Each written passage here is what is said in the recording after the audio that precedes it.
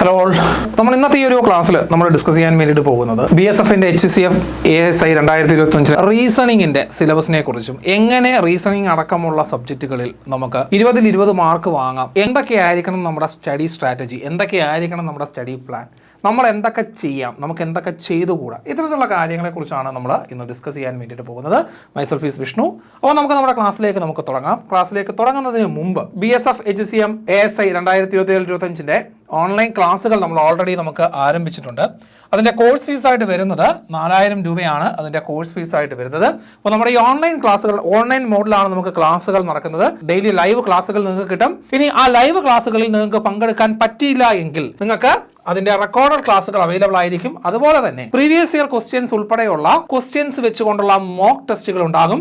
അതുപോലെ തന്നെ മെഡിക്കൽ എക്സാമിനേഷനുമായിട്ട് ബന്ധപ്പെട്ടിട്ടുള്ള മെഡിക്കൽ അവയർനെസ്സും നമുക്ക് ഉണ്ടാകും. അപ്പോൾ കൂടുതൽ കാര്യങ്ങൾ അറിയുന്നതിന് വേണ്ടിയിട്ടും നമ്മളുടെ ക്ലാസ്സിൽ ജോയിൻ ചെയ്യുന്നതിന് വേണ്ടിയിട്ട് അപ്പോൾ നമ്മുടെ ഡിസ്ക്രിപ്ഷനിൽ നമുക്ക് ഇവിടുത്തെ ഫോൺ നമ്പറും മറ്റു കാര്യങ്ങളും എല്ലാം കൊടുത്തിട്ടുണ്ട്. അതിലേക്ക് നിങ്ങൾ കോൺടാക്ട് ചെയ്യുക. അതല്ല എങ്കിൽ ഇതാണ് നമ്മളെ കോൺടാക്ട് ചെയ്യുന്നതിന് വേണ്ടിയിട്ടുള്ള ഹെൽപ്പ് ലൈൻ നമ്പേഴ്സ്. അപ്പോൾ ഈ ഒരു നമ്പറിൽ നിങ്ങൾക്ക് കോൺടാക്ട് ചെയ്തിട്ട് നിങ്ങൾക്ക് നിങ്ങളുടെ ക്ലാസ് നിങ്ങൾക്ക് ബുക്ക് ചെയ്യാവുന്നതാണ്. അപ്പോൾ നമുക്ക് ഡയറക്റ്റായിട്ട് പോകാം. അപ്പോൾ എന്തൊക്കെയാണ് HCM ASI എക്സാം ഉൾപ്പെടെയുള്ള എക്സാമുകൾക്ക് പ്രിപ്പയർ ചെയ്യുമ്പോൾ തുടക്കക്കാരെന്ന നിലയിൽ നമ്മൾ എന്തൊക്കെ കാര്യങ്ങളാണ് നമ്മൾ മനസ്സിലാക്കേണ്ടത്, ഏത് രീതിയിൽ നമുക്ക് പഠിച്ചു തുടങ്ങണം, എവിടെ നിന്നുമാണ് നമുക്ക് തുടങ്ങേണ്ടത്. അപ്പോൾ ഒന്നും അറിഞ്ഞുകൂടാത്ത, അതായത് ആദ്യമായിട്ട് എക്സാം എഴുതാൻ പോകുന്ന ഒരു വ്യക്തിയെ ഫോക്കസ് ചെയ്തുകൊണ്ടാണ് ഞാൻ ഈ പറയുന്ന കാര്യങ്ങൾ നമുക്ക് വരുന്നത്. അപ്പോൾ നിങ്ങൾ എഴുതുന്ന എക്സാം ഏത് എക്സാം ആയിക്കോട്ടെ മക്കളെ, BSFന്റെ HCM എക്സാമോ അതേപോലെ തന്നെ SSCയുടെ GD എക്സാമോ ആയിക്കൊള്ളട്ടെ, അഗ്നിവീർ ആയിക്കൊള്ളട്ടെ, navy, army, SSR, what ever it may B, ഏത് എക്സാം എഴുതി കഴിഞ്ഞാലും നിങ്ങൾ ആദ്യം മനസ്സിലാക്കേണ്ടത് അതിൻ്റെ സിലബസ് എന്താണെന്ന് മനസ്സിലാക്കുക, എക്സാം പാറ്റേണുകൾ എന്താണെന്ന് മനസ്സിലാക്കുക.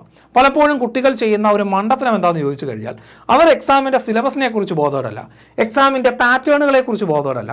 തോന്നിയതുപോലെ എവിടുന്നൊക്കെയോ കുറച്ച് ഗൈഡുകൾ വാങ്ങുന്നു, എവിടുന്നൊക്കെയോ പഠിക്കുന്നു. പക്ഷെ അങ്ങനെ പഠിച്ചുകൊണ്ടൊന്നും യാതൊരു ഗുണവുമില്ല.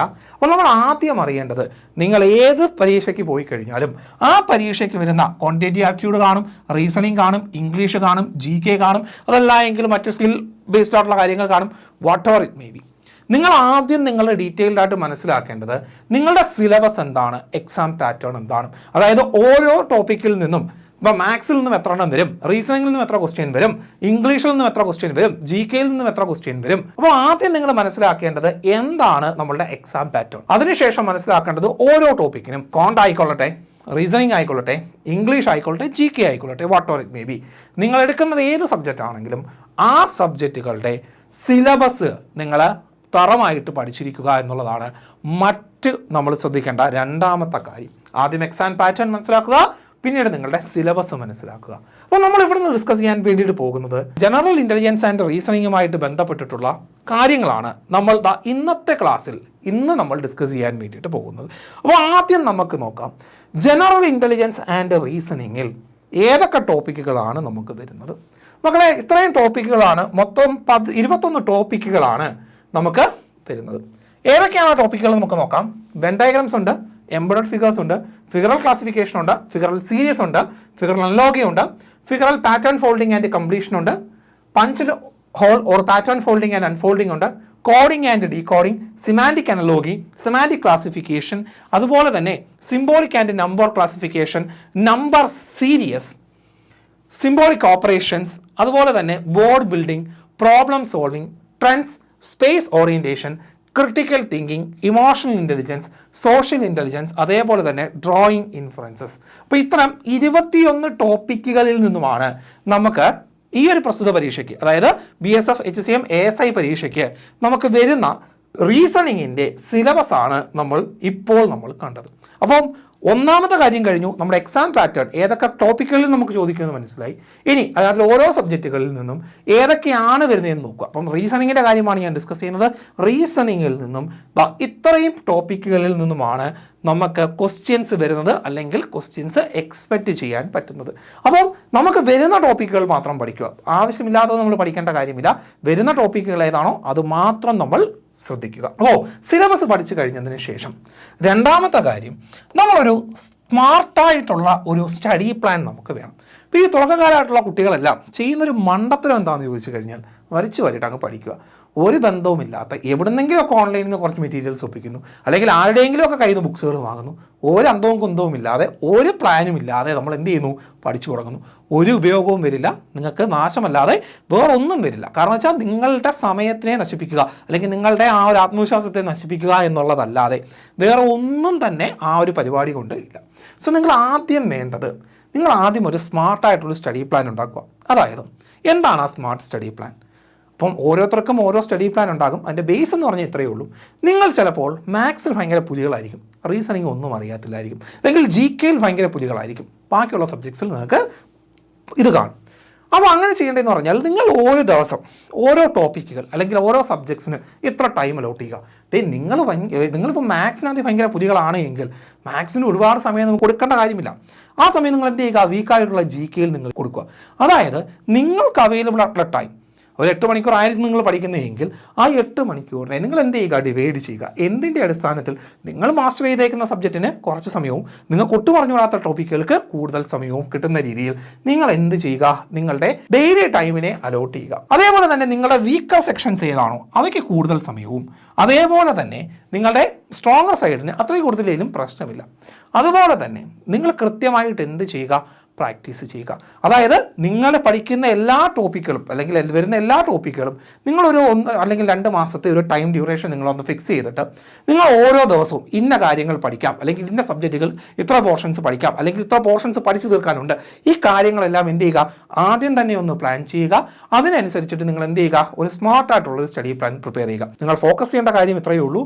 നിങ്ങൾ ഏത് സബ്ജക്റ്റിലാണോ വീക്ക് അതിന് കൂടുതൽ സമയം കൊടുക്കുക, ഏത് സബ്ജക്റ്റിനാണോ നിങ്ങൾ സ്ട്രോങ് ആയിട്ടുള്ളത് അതിന് കുറച്ച് സമയം കൊടുക്കുക. അങ്ങനെ നിങ്ങൾ എന്ത് ചെയ്യുക, ഒരു ഒപ്റ്റിമലായിട്ട് നിങ്ങളുടെ കയ്യിലുള്ള സമയത്തിനെ നിങ്ങൾ ഡിവൈഡ് ചെയ്ത് നിങ്ങൾ സ്മാർട്ടായിട്ടുള്ള ഒരു സ്റ്റഡി പ്ലാൻ ഉണ്ടാക്കുക. അതിൻ്റെ കൂടെ തന്നെ മോക്ക് ടെസ്റ്റുകൾ കൃത്യമായിട്ട് എടുക്കുക. അതേപോലെ തന്നെ പഠിക്കുന്ന ടോപ്പിക്കുകൾ കൃത്യമായിട്ട് റിവൈസ് ചെയ്ത് പോവുക. ഇനി മോക്ക് ടെസ്റ്റിനെ കുറിച്ച് പറയുമ്പോൾ നമുക്ക് പറയാനുള്ളൊരു കാര്യം, മോക്ക് ടെസ്റ്റുകൾ എടുക്കുമ്പോൾ എപ്പോഴും നിങ്ങൾ ഓരോ ടോപ്പിക് വൈസായിട്ട് മാത്രമേ മോക്ക് ടെസ്റ്റുകൾ തുടങ്ങാവൂ. ഫോർ എക്സാമ്പിൾ, നിങ്ങൾ ഇന്ന് വെൻ ഡയഗ്രത്തിനെ കുറിച്ചാണ് പഠിക്കുന്നതെങ്കിൽ ആ വെൻ ഡയഗ്രവുമായിട്ട് ബന്ധപ്പെട്ടിട്ടുള്ള സിമ്പിളായിട്ടുള്ള ക്വസ്റ്റ്യൻസിൽ നിന്ന് നിങ്ങൾ എന്ത് ചെയ്യുക, മോക്ക് ടെസ്റ്റുകൾ എടുത്ത് തുടങ്ങുക. അങ്ങനെ മോക്ക് ടെസ്റ്റ് എടുക്കുന്നതുകൊണ്ടൊരു ഉപയോഗം എന്താണെന്ന് ചോദിച്ചു കഴിഞ്ഞാൽ പതുക്കെ നിങ്ങളുടെ ടൈം മാനേജ്മെൻറ്റ് ഇൻക്രീസ് ചെയ്യാൻ വേണ്ടിയിട്ട് പറ്റും, നിങ്ങളുടെ ആത്മവിശ്വാസം കൂട്ടാൻ വേണ്ടിയിട്ട് പറ്റും.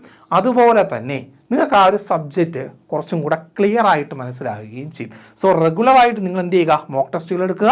മോക്ക് ടെസ്റ്റുകൾ പ്രീവിയസ് ഇയർ ക്വസ്റ്റ്യൻസിൽ നിന്നും തുടങ്ങുന്നതായിരിക്കും എപ്പോഴും നല്ല കാര്യം. മൂന്നാമത്തെ ടിപ്പ് എന്ന് പറഞ്ഞു കഴിഞ്ഞാൽ മാസ്റ്റർ പ്രീവിയസ് ഇയർ പേപ്പേഴ്സ്. അതായത് പ്രീവിയസ് ഇയറിൽ നിങ്ങളെ HCM ASI എക്സാംസ് വളരെ വൈഡായിട്ട് നടത്തുന്ന ഒരു എക്സാം ഒന്നുമല്ല. അപ്പോൾ അതിന് കിട്ടുന്ന ക്വസ്റ്റ്യൻ പേപ്പേഴ്സിൻ്റെ എണ്ണം കുറവായിരിക്കും. അപ്പോൾ കിട്ടുന്ന ക്വസ്റ്റ്യൻ പേപ്പേഴ്സ് എന്ത് ചെയ്യുക, മാക്സിമം നിങ്ങൾ ചെയ്തു നോക്കുക. അതിൻ്റെ കൂടെ തന്നെ SSC പോലുള്ള പരീക്ഷകൾക്ക് ഇതേ സെയിം പാറ്റേൺ തന്നെയാണ്, ചെറിയ വേരിയേഷൻസ് മാത്രമേ ഉള്ളൂ. അപ്പം നിങ്ങൾക്ക് പ്രീവിയസ് ഇയർ ഏതൊക്കെ പരീക്ഷകൾ നടന്നിട്ടുണ്ടോ അതിൻ്റെ എല്ലാം മാക്സിമം നമ്പർ ഓഫ് ക്വസ്റ്റ്യൻസ് നിങ്ങൾ സംഘടിപ്പിക്കുക, ചെയ്ത് നോക്കുക.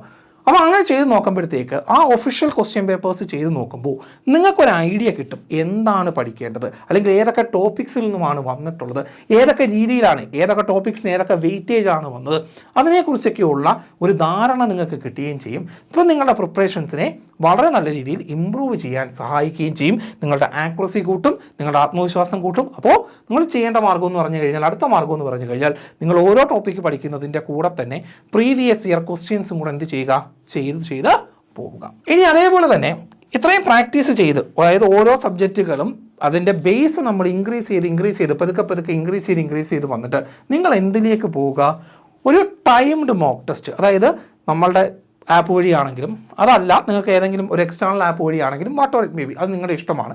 നിങ്ങൾ എന്ത് ചെയ്യുക, ഒരു ടൈംഡ് ആയിട്ടുള്ള ഒരു മോക്ക് ടെസ്റ്റ് എടുക്കുക. അപ്പോൾ മോക്ക് ടെസ്റ്റ് എന്ന് പറയുമ്പോഴത്തേക്ക് ഒരു ഫുൾ ഫ്ലജ്ഡ് മോക്ക് ടെസ്റ്റുകൾ തുടങ്ങണമെന്നില്ല. പകരം എന്താണ്, ഓരോ സബ്ജക്റ്റ് വൈസ് മോക്ക് ടെസ്റ്റുകൾ എടുക്കുക. Subject vice, chapter wise mock ടെസ്റ്റുകൾ നിങ്ങൾ എടുക്കുക. ഇപ്പം ഫോർ എക്സാമ്പിൾ 10 ക്വസ്റ്റ്യൻ 5 മിനിറ്റ് വെച്ചിട്ടുള്ള ടൈം, അങ്ങനെയൊക്കെയുള്ള ഒരു ടൈംലി ബേസ്ഡ് ആയിട്ട്. അങ്ങനെ വരുമ്പോഴത്തേക്ക് തുടക്കത്തിൽ നിങ്ങൾക്കൊന്നും നേരെ ചെയ്യാൻ വേണ്ടിയിട്ട് സാധിച്ചെന്ന് വരില്ല.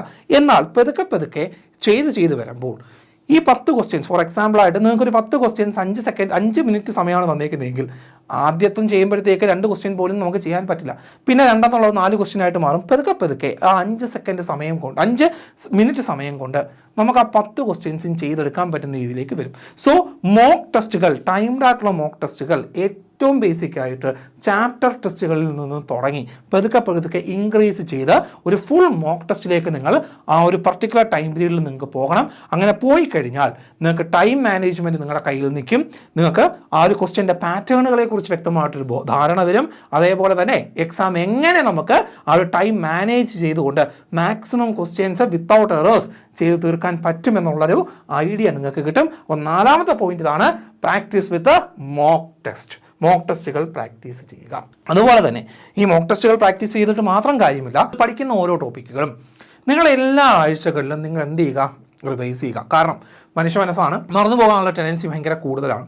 അതുകൊണ്ട് തന്നെ നിങ്ങൾ ഇന്ന് വെൻ ഡയഗ്രത്തെക്കുറിച്ച് പഠിച്ചു കഴിഞ്ഞാൽ ഒരാഴ്ച കഴിഞ്ഞിട്ട് എന്ത് ചെയ്യുക, ഇത് വീണ്ടും ഒന്ന് റിവൈസ് ചെയ്യുക. കാരണം റെഗുലറായിട്ട് നിങ്ങൾ എന്ത് ചെയ്യുക, റിവൈസ് ചെയ്യുക.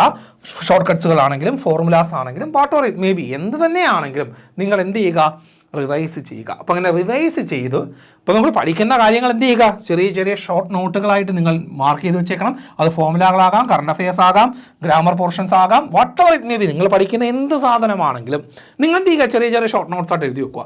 ഈ ഷോർട്ട് നോട്ട്സ് ഉപയോഗിച്ചുകൊണ്ട് നിങ്ങൾ എന്ത് ചെയ്യുക, ഒരു റെഗുലർ ഇൻ്റർവലിൽ നിങ്ങൾ എന്ത് ചെയ്യുക, പ്രാക്ടീസ് ചെയ്ത് അല്ലെങ്കിൽ റെഗുലർ ഇൻ്റർവ്യൂസിൽ എന്ത് ചെയ്യുക, ഇതെല്ലാം റിവൈസ് ചെയ്ത് പോവുക. അതാണ് അടുത്ത ടിപ്പ് എന്ന് പറയുന്നത്.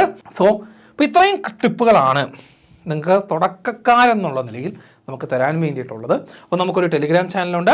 ആ ടെലിഗ്രാം ചാനലിനകത്ത് ആൻഡ്രോയിഡ് ഡിഫൻസ് അക്കാഡമി എന്ന് ടെലിഗ്രാമിൽ അടിച്ചു കൊടുത്തു കഴിഞ്ഞാൽ നമുക്കൊരു ടെലിഗ്രാം ചാനൽ കിട്ടും. അപ്പം നമുക്ക് ലേറ്റസ്റ്റ് ആയിട്ടുള്ള അപ്ഡേറ്റ്സും കാര്യങ്ങളുമെല്ലാം നമ്മളുടെ യൂട്യൂബ് ചാനലിൽ കൂടാതെ ഈ ആൻഡ്രോയിഡ് ഡിഫൻസ് അക്കാഡമിയുടെ നമ്മളുടെ ടെലിഗ്രാം ചാനലിലുമാണ് നമുക്ക് അവൈലബിൾ ആയിട്ടുള്ളത്. അപ്പോൾ അത് നിങ്ങളൊന്ന് സബ്സ്ക്രൈബ് ചെയ്യാൻ വേണ്ടിയിട്ട് നോക്കുക. അപ്പോൾ എൻ്റെ ഈ ഒരു ക്ലാസ് നിങ്ങൾക്ക് വളരെയധികം അല്ലെങ്കിൽ ഈ ഒരു ടിപ്സും കാര്യങ്ങളുമൊക്കെ നിങ്ങൾക്ക് വളരെയധികം ഉപകാരപ്പെട്ടു എന്ന് വിശ്വസിക്കുന്നു. അങ്ങനെയാണെങ്കിൽ മറ്റൊരു വീഡിയോയുമായിട്ട് നമുക്ക് വീണ്ടും കാണാം. Thank you. ജയ് ഹിന്ദ്.